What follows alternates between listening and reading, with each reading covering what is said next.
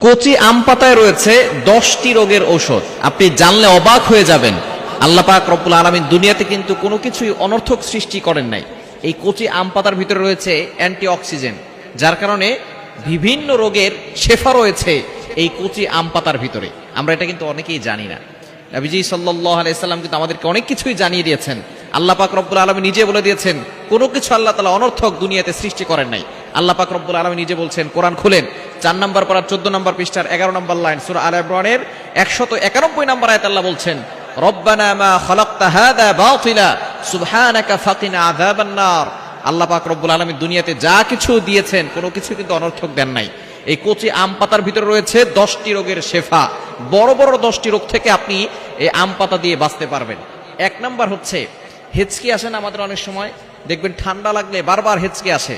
অনেকেই দেখবেন যে শুধু শুধু ঠান্ডা চলে আসে এবং কোনো ওষুধে কাজ হচ্ছে না।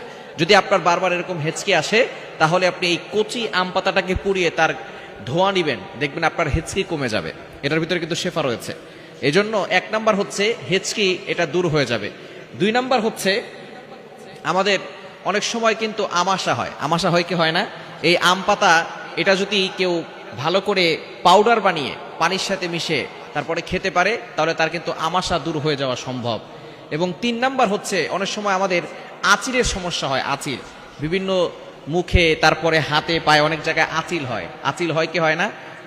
আঁচিল যদি হয়, তাহলে এটাকে আম পাতাটাকে ভালো করে শুকিয়ে এটাকে পাউডার বানিয়ে তারপরে পানির সাথে মিশিয়ে এটাকে পেস্ট বানিয়ে যেখানে আঁচিল হচ্ছে সেখানে লাগাবেন, দেখবেন কিছুদিন পরেই এটা আস্তে আস্তে করে ভালো হয়ে যাবে। এবং 4 নাম্বার হচ্ছে অনেকের কিডনির সমস্যা আছে না নাই? অনেকের কিডনির সমস্যা আছে এবং কিডনিতে পাথর হয়ে যায়। এরকম হয় কি হয় না? কিডনিতে যদি পাথর হয়, তার জন্য খুবই উপকারী হচ্ছে এই আম পাতা।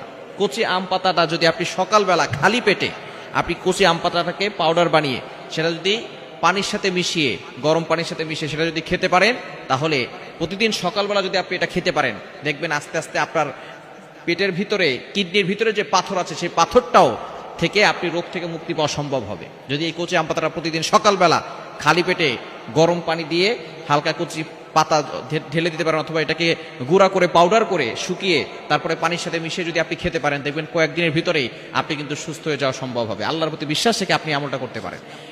আবার অনেকের সময় ব্লাড প্রেশার হয়। ব্লাড প্রেশার 5 নাম্বার হচ্ছে ব্লাড প্রেশার থেকে আপনি আম পাতা দিয়ে মুক্তি পেতে পারেন।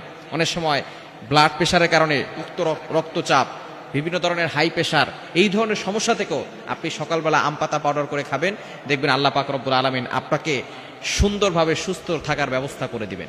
এবং 6 নাম্বার হচ্ছে অনেক সময় বাতের সমস্যা। অনেক মুরব্বীরা উঠলে বসতে পারে না, বসলে আবার উঠতে পারে না, এরকম সমস্যা হয় কি হয় না?